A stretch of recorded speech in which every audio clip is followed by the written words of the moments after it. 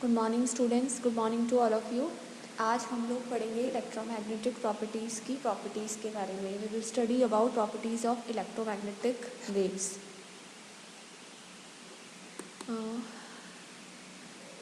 गुण, properties of electromagnetic waves यानी विद्युत चुम्बकीय तरंगों के गुणों के बारे में हम आज स्टडी करेंगे। तो हमारी जो फर्स्ट प्रॉपर्टी है इलेक्ट्रोमैग्नेटिक वेव्स की वो ये है कि velocity of electromagnetic waves is equal to velocity of light. मैंने ये लास्ट क्लासेस में भी आपको बताया था कि जो आपकी इलेक्ट्रोमैग्नेटिक वेव है, विद्युत चुम्बकीय तरंगे हैं, वो आपकी लाइट वेलोसिटी के बराबर वेलोसिटी से चलती हैं। तो यही चीज़ आपकी एज अ प्रॉपर्टी यहाँ बता रखी है। In section 6.4 from equation 9 it is concluded that the velocity of electromagnetic wave is depend. हमने इससे पहले वाला जो डेरिवेशन किया था उसमें हमने वेव इक्वेशन से कंपेयर किया था इलेक्ट्रिक और मैग्नेटिक वेव के लिए जो हमने इक्वेशंस निकाली थी। तो हमारी जो वेलोसिटी आई थी वो आई थी 1/√μ एप्सिलॉन। ठीक है, म्यू आपकी परमेबिलिटी है और एप्सिलॉन आपकी परमिटिविटी है। तो आपके ये रिलेशन बना रही है किसके बीच में, वेलोसिटी और विद्युतशीलता और चुंबकशीलता में। ठीक है, म्यू चुंबकशीलता होती है और एप्सिलॉन आपकी विद्युतशीलता होती है। अब अगर हम वैक्यूम की बात करते हैं, निर्वात की हम बात करते हैं, तो निर्वात के लिए जो विद्युतशीलता होती है, परमिटिविटी होती है, उसमें जो वैल्यू होती है एप्सिलॉन, वो हम एप्सिलॉन की जगह ना देकर एप्सिलॉन नॉट से देते हैं and that is equal to 1/36 pi into 10⁹ F/m farad per metre. ठीक है, और जो चुंबकशीलता होती है उसकी वैल्यू होती है 4 पाई इंटू 10⁻⁻7 हेनरी पर मीटर। ठीक है, तो ये वैल्यूज़ हम यहाँ पे अगर डालते हैं, ये राशियाँ परिमित होने के कारण ये माना जाता है कि विद्युत चुम्बकीय तरंगी निर्वात में संचरित होती हैं। अब क्योंकि इनकी वैल्यू फाइनाइट है तो हम इससे एक चीज़ तो ये कह सकते हैं कि आपकी जो इलेक्ट्रोमैग्नेटिक वेव है वो आपकी वैक्यूम में ट्रैवल करेंगी। ठीक है, करेंगी या नहीं करेंगी वो डिसाइड करेगा एप्सिलॉन नॉट और म्यू नॉट। अब क्योंकि इनकी वैल्यूज़ फाइनाइट आती है, आपकी परिमित आती है, इसलिए हम कहते हैं कि आपकी जो इलेक्ट्रोमैग्नेटिक वेव्स हैं वो वैक्यूम में ट्रैवल करती है। अब इन वैल्यूज़ को जब हम रखते हैं तो इसकी वैल्यू आ रही है 3 × 10⁸ मीटर पर सेकेंड। ठीक है, जो कि आपकी लाइट वेलोसिटी के बराबर आ रही है। तो इससे हम ये कह सकते हैं कि निर्वात में जो आपकी विद्युत चुम्बकीय तरंगें होती हैं उनका वेग किसके बराबर होता है, प्रकाश के वेग के बराबर होता है। प्रायोगिक मान में संभावित त्रुटियों के अंतर्गत यह मान निर्वात में प्रकाश के वेग के एग्जैक्टली इतना नहीं आता, थोड़ा बहुत डिफरेंस आता है, पर उसको हम नेगलेक्ट कर सकते हैं क्योंकि ज़रूरी नहीं है कि हम जो ये वैल्यू लिख रहे हैं वो एग्जैक्टली यही हो। ठीक है, थोड़ा बहुत यहाँ प्लस माइनस एरर चलता है, पर उनको नेगलेक्ट करते हुए अगर हम इस वैल्यू को कंपेयर करें तो ये लाइट वेलोसिटी के बराबर आ रही है। ठीक है, निर्वात में प्रकाश के वेग के समतुल्य है। इसलिए मैक्सवेल ने यह निष्कर्ष निकाला, ये जनरलाइज किया, ये कंक्लूड किया कि प्रकाश एवं विद्युत चुम्बकीय तरंगे दोनों निर्वात में समान वेग से संचरित होने के कारण, इसलिए मैक्सवेल ने आपका क्या कंक्लूड किया कि लाइट और आपकी इलेक्ट्रोमैग्नेटिक वेव्स, प्रकाश और विद्युत चुम्बकीय तरंगे क्योंकि वैक्यूम में सेम वेलोसिटी से ट्रैवल करती हैं, समान वेग से संचरित होती हैं, तो उनका नेचर भी क्या होना चाहिए, एक जैसा होना चाहिए, वे समान प्रकृति की भी होनी चाहिए। यह मैक्सवेल के प्रकाश का विद्युत चुम्बकीय सिद्धांत कहलाता है और यही आपका हाइपोथेसिस है, यही आपका मैक्सवेल का लाइट के लिए पोस्टुलेट है। लाइट का विद्युत चुम्बकीय सिद्धांत कहलाता है, पोस्टुलेट ऑफ इलेक्ट्रोमैग्नेटिक वेव कहलाता है फॉर लाइट। ठीक है, यदि माध्यम का अपवर्तनांक n हो, अगर n जो है वो आपका मीडियम, किसी मीडियम का क्या है, रिफ्रैक्टिव इंडेक्स है। n को आप जानते हैं ratio of light velocity to velocity जिसकी भी आप बात कर रहे हैं। ठीक है, तो जिस भी प्रकाश की या जिस भी वेव की आप बात कर रहे हैं तो बेसिकली रेशियो ऑफ वेलोसिटीज़ ही होता है। तो n इज इक्वल्स टू होता है c/v, निर्वात में प्रकाश का वेग और माध्यम में प्रकाश का वेग। तो c की वैल्यू होती है 1/√μ0 एप्सिलॉन नॉट और v की वैल्यू होगी 1/√μ एप्सिलॉन, क्योंकि आप माध्यम में बात कर रहे हो। तो जब आप इसको सॉल्व करोगे तो ये आ जाएगा आपका, और ये आपका आ जाएगा, सॉल्व करेंगे तो √μe/μ0 epsilon naught that is equal to, अब ये बेसिकली आ रहा है μ/μ0 का रेशो और एप्सिलॉन/एप्सिलॉन नॉट का। तो μ/μ0 को इसने μr लिख दिया और एप्सिलन बाय एप्सिलन नॉट को एप्सिलन आर लिख दिया, रिलेटिव, ठीक है। आर बताता है रिलेटिव, रिलेशन हो गया ना, भाई दो ही चीज़ों का आप क्या कर रहे हो, रेशो कर रहे हो, तो म्यू आर से रिप्रेजेंट कर दिया और ऐसे ही एप्सिलन आर से रिप्रेजेंट कर दिया। For non magnetic dielectric medium, अब ऐसा मीडियम जिसमें आपके मैग्नेटिक नहीं है, जैसे आपने 3 तरीके की चीज़ें पढ़ी होंगी, है ना, पैरामैग्नेटिज्म, फेरोमैग्नेटिज्म, डायमैग्नेटिज्म। तो ऐसा मीडियम जो कि आपका क्या है, नॉन मैग्नेटिक, मैग्नेटाइज्ड नहीं है, ठीक है। तो जिसमें आपके क्या कह सकते हैं, मैग्नेटाइजेशन के लिए क्या होता है, आपके फ्री इलेक्ट्रॉन्स होने चाहिए, तो फ्री इलेक्ट्रॉन्स नहीं है, सारे बॉन्डेड हैं, तो सिस्टम आपका कैसा होगा, डायमैग्नेटिक होगा या नॉन मैग्नेटिक होगा। तो ऐसा मीडियम, डाइलेक्ट्रिक मीडियम की हम बात कर रहे हैं, तो mu is equals to mu naught और mu R is equals to 1 होता है। म्यू की value nearly equal to mu naught के बराबर हो जाती है और म्यू आर की वैल्यू क्या हो जाती है, 1 हो जाती है। तो अगर वो हम यहाँ पे रखते हैं तो ये आपका क्या हो जाएगा, एप्सिलन बाय एप्सिलन नॉट बच जाएगा ये आपका, ठीक है। तो इज इक्वल्स टू, क्योंकि म्यू आर है तो म्यू आर को हमने 1 रख दिया, तो epsilon root of epsilon R के बराबर आ गया ये। तो does the refractive index of the medium is equal to the square root of the relative permittivity और dielectric constant of the medium। अगर हम नॉन मैग्नेटिक डाइलेक्ट्रिक मीडियम ले रहे हैं तो उस केस में आपका जो रिफ्रैक्टिव इंडेक्स होगा, अपवर्तनांक होगा किसी भी माध्यम का, वो किसके बराबर होगा, square root of relative permittivity, ठीक है। इस आर को मैंने बताया था आपको क्या होता है, रिलेटिव होता है, ठीक है। तो उसका स्क्वायर रूट, इसका परमिटिविटी का जो आपका स्क्वायर रूट होता है उसके बराबर होता है। इक्वेशन 3 जो है आपकी वो सिर्फ किसके लिए वैलिड है, नॉन डिस्पर्सिव मीडियम के लिए वैलिड है। अब डिस्पर्सिव और नॉन डिस्पर्सिव का आप सोचेंगे कि क्या होता है, ठीक है। अगर आपने ऑप्टिक्स पढ़ी है और चीज़ों को अच्छे से पढ़ा है तो आपको पता होना चाहिए, नहीं तो आपको नहीं पता होगा। तो एप्सिलन आर आपका पैराविद्युत माध्यम का पैरावैद्युतांक है, डाइलेक्ट्रिक कांस्टेंट होता है, ठीक है। मैं यहाँ पे इस प्रकार पैरावैद्युत माध्यम का अपवर्तनांक पैरावैद्युतांक के वर्गमूल के बराबर होता है, ठीक है। यह सूत्र 3 उन पदार्थों जैसे वायु, द्रव, हाइड्रोकार्बन आदि के लिए उपयुक्त है जिनमें प्रकाश का वर्ण विक्षेपण नहीं होता है, नॉन डिस्पर्सिव होता है, ठीक है, विक्षेपण नहीं हो रहा है।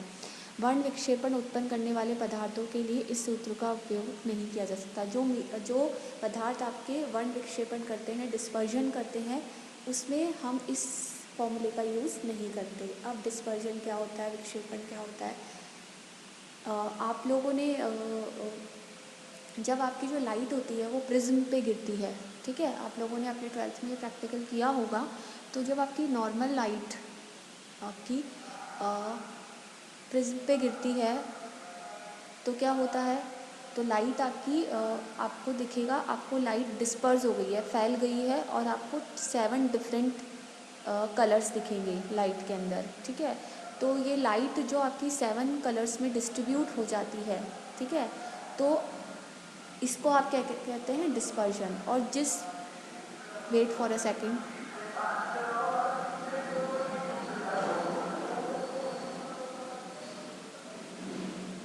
तो ये जो लाइट आपकी डिस्ट्रीब्यूट हो रही है 7 कलर्स में, इसको तो हम डिस्पर्जन कहते हैं, विक्षेपण कहते हैं।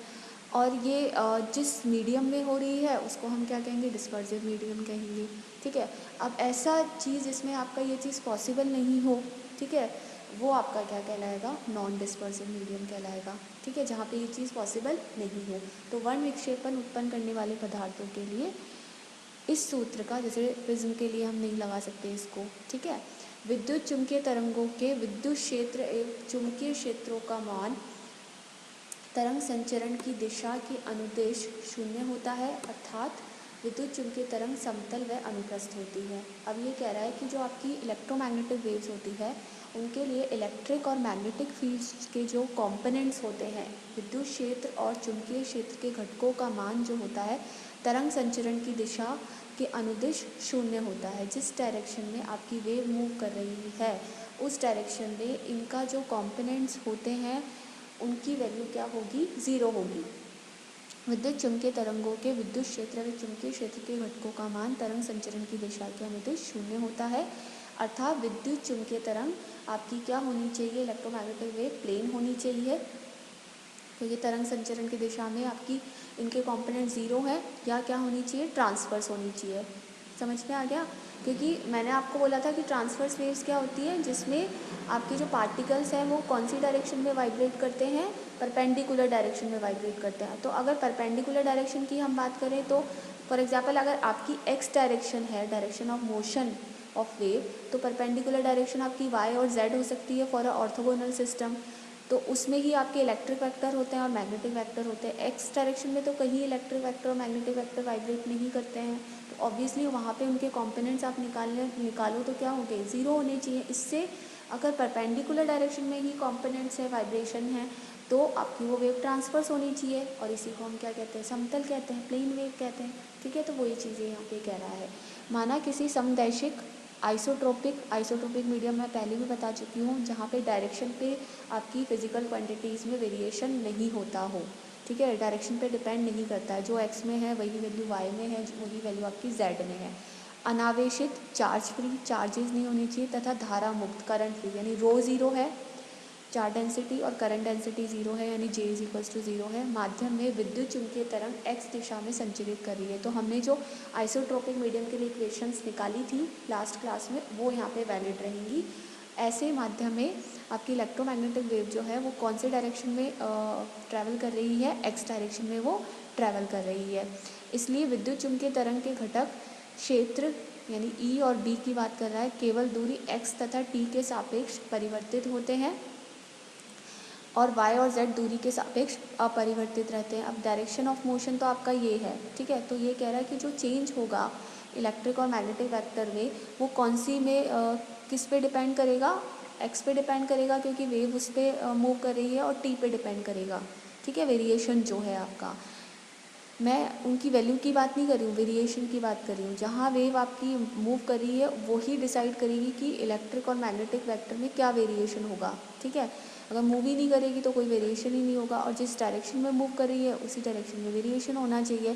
तो x तथा समय t के सापेक्ष परिवर्तित होते हैं तथा y z दूरी के सापेक्ष अपरिवर्तित रहते हैं। तो परिवर्तन आप क्या से देते हो, डेल बाय डेल टी। अगर आप टाइम के करस्पॉन्डिंग देख रहे हो तो हम यहाँ y और z डायरेक्शन की बात कर रहे हैं, तो डेल बाय डेल y और डेल बाय डेल z की वैल्यू क्या हो जाएगी, 0 हो जाएगी। तो बेसिकली अगर मैं e और b को लिखना चाहूँ तो e जो है वो फंक्शन होगा x और t का, सिमिलरली b भी किसका फंक्शन होगा, x और t का होगा। अब क्योंकि हम कैसा मीडियम ले रहे हैं, अनावेशित, रो ज़ीरो ले रहे हैं, धारा मुक्त ले रहे हैं, J = 0 ले रहे हैं, माध्यम के लिए मैक्सवेल के चारों समीकरणों को घटकों के रूप में लिखते हैं। ठीक है, ये मैंने आपको पहले ही बताया था। अब हम इनको क्या करते हैं, हमारी मैक्सवेल इक्वेशंस जो यहाँ पे वैलिड है वो हम यहाँ पे लगाएं। तो पहली इक्वेशन क्या होगी मैक्सवेल की, डेल डॉट E = 0। अब मैं इसके कॉम्पोनेंट्स अगर लिखती हूँ तो क्या होगा, del EX by del x, del EY by del y plus del EZ by del Z = 0। अब आप लोगों को ये अगर आ गया हो तो ठीक है, वरना मैं एक बार बता देती हूँ। फिर डेल ऑपरेटर जो होता है उसकी वैल्यू कितनी होती है, del by del x i cap plus del by del y j cap plus del by del z k cap. Fine.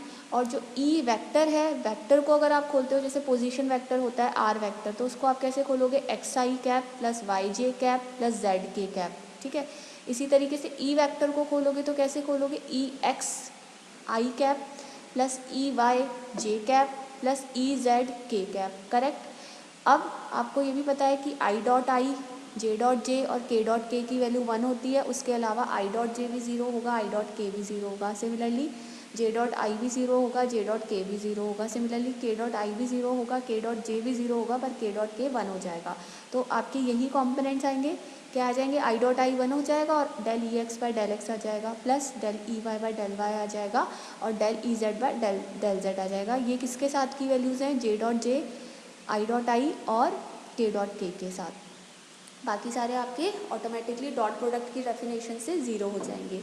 तो del E x by del x = 0 बचेगा, क्योंकि आप कह रहे हो कि जो वेव प्रोपेगेट कर रही है वो एक्स डायरेक्शन में कर रही है, तो वेरिएशन वाई और जेड में तो हो ही नहीं रहा है। तो डेल बाय डेल वाई भी 0 है और डेल बाय डेल जेड भी 0 है।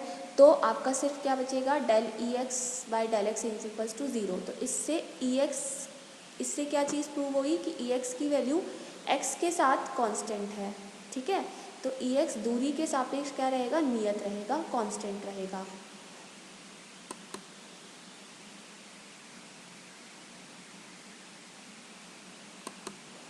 अब हम देखते हैं हमारा मैक्सवेल का द्वितीय समीकरण, ठीक है। Ex दूरी के सापेक्ष नियत होना चाहिए। अब मैक्सवेल का द्वितीय समीकरण del dot B is equals to 0 है, तो जैसे मैंने डेल डॉट ई को ओपन अप किया वैसे ही मैं डेल डॉट बी को ओपन करूँगी, तो del B X Y del X आ जाएगा, plus del B Y by del Y आ जाएगा, और plus del B Z by del Z is equals to 0 आ जाएगा। सिंस यहाँ पे भी डेल वाई और डेल बाय डेल जेड 0 होगा, क्योंकि इलेक्ट्रिक वेक्टर भी नहीं कर रहा, मैग्नेटिक वेक्टर भी नहीं कर रहा, तो del B x by del x is equals to 0। तो जिस तरीके से ई एक्स दूरी के सापेक्ष नियत होना चाहिए, उसी तरीके से बी एक्स भी दूरी के सापेक्ष नियत होना चाहिए, कांस्टेंट रहना चाहिए विद रिस्पेक्ट टू डिस्टेंस, ठीक है। तो थर्ड और फोर्थ का कंक्लूजन हम लोग नेक्स्ट लेक्चर में स्टडी करेंगे। Thank you.